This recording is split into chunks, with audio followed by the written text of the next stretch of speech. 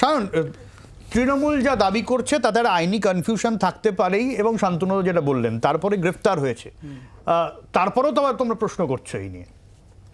আমি অত্যন্ত দুঃখিত সব্যসাচী, সেটা হচ্ছে আমি একটু একটু অন্যমনস্ক হয়ে গেছি।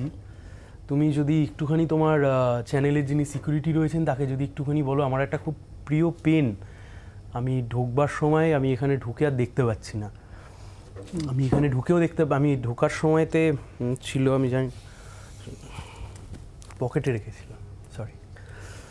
শাহজাহানকে এরকমভাবে রাজ্যের পুলিশ পকেটের মধ্যে আশ্রয়তে রেখে দিয়েছিল। শেষ 56 দিন ধরে সারা রাজ্য পুলিশ, এই যে চিত্রনাট্যের কথা হচ্ছিল, এই সারা 56 দিন ধরে চিত্রনাট্য পরিচালিত হলো। কোথায় খুঁজে পাওয়া গেল? সন্দেশখালির ঘটনা খুঁজে পাওয়া গেল নাকি মিনাখাতে? কে খুঁজে পেল? রাজ্য পুলিশ। এত দুর্বল চিত্রনাট্য। ওই যে আমি পেন পকেটের মধ্যে রেখে দিয়ে আমি তোমাকে জিজ্ঞাসা করছিলাম এখানে যিনি নিরাপত্তার কাজ করছেন তাকে একবার বলবার জন্য, তিনি যদি পেনটা পান। আসলে আমিই তো রেখেছি পকেটে, পুলিশই রেখেছিল, পুলিশ আশ্রয় দিয়ে রেখেছিল। এখন পুলিশ বলছে আমি গ্রেপ্তার করেছি। আমার 2 নম্বর কথা, এই নিয়ে প্রচুর বিস্তর জলঘোলা করছে তৃণমূল, যে আদালত নাকি স্টে দিয়ে রেখেছিল, শাহজাহানের ওপর কোনো ব্যবস্থা নেওয়া যাবে না। আমি এক বাক্যের উত্তর দেব।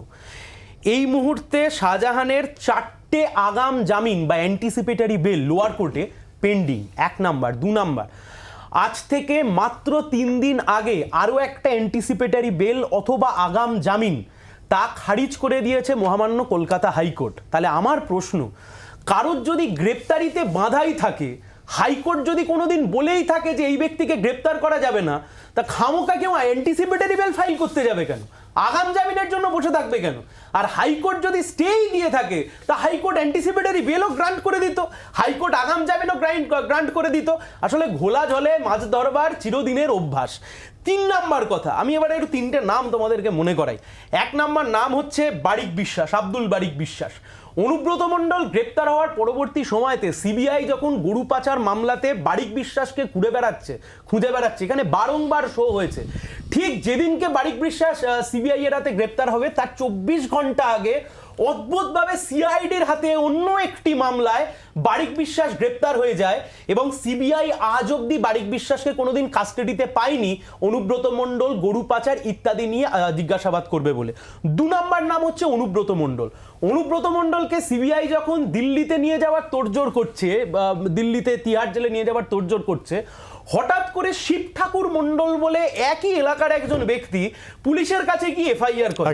যে পুলিশ জীবনে কোনোদিন অনুব্রতর বিরুদ্ধে কোনো ব্যবস্থা নেয়নি, সেই পুলিশ গিয়ে তখন আদালতে বলে অনুব্রতর নামে আমার কাছে একটা এফআইআর আছে, ফলত অনুব্রতকে এখন কলকাতা থেকে বাইরে নিয়ে যাওয়া যাবে না।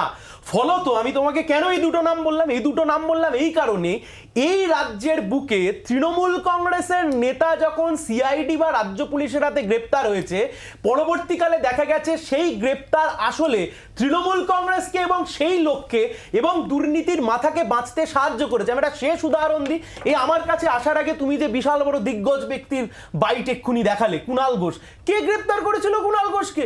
কুণাল ঘোষকে গ্রেপ্তার করেছিল এই রাজ্যের পুলিশ। কে গ্রেপ্তার করেছিল? এই রাজীব কুমার। সেই কুণাল ঘোষ, এখন তুমি দেখো সেই কুণাল ঘোষ বেরিয়ে এসে এখন দলের মুখ্য মুখপাত্রে পরিণত হয়েছে। কথা খুব পরিষ্কার। একা শাহজাহান কেন, শাহজাহানের ভাই সিরাজ, শওকত মোল্লা, জাহাঙ্গীর, উত্তম, শিবু, একের পর এক দোষী। গোটা বাংলা জুড়ে এরকম মাতব্বর জন্মেছে। যদি না সন্দেশখালীর মা বোনেরা ঝেঁটা হাতে বেরিয়ে আসতো, সন্দেশখালীর মা বোনেরা মুখ ঢেকে যদি না বাঁশখুঁটি নিয়ে বেরিয়ে আসতো, এই রাজ্য পুলিশ জীবনে ব্যবস্থা নিত। মনে করাই, মমতা ব্যানার্জি কি বলেছিলেন? আজকে সাধু সাজতে চাইছেন?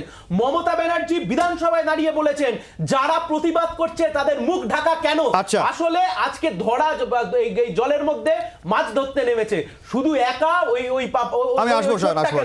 গোটা তৃণমূলের যত যা লম্পট বাহিনী রয়েছে বিভিন্ন এলাকাতে, এদেরকে অবিলম্বে জেলের মধ্যে। বাংলার আওয়াজ, বাঙালির আবেগ, জি 24 ঘন্টা।